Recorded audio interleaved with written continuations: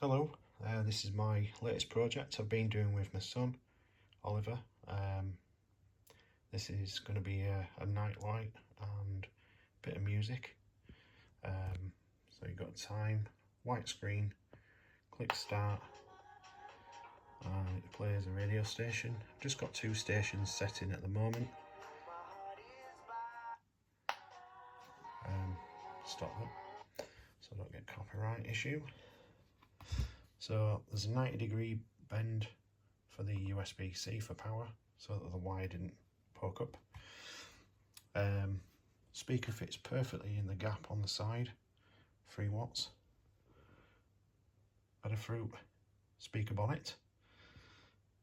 Cable's all there, nice and neat.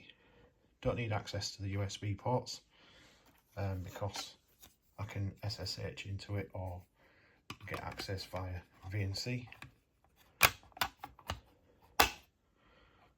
Nice little project and perfect for Oliver. Awesome.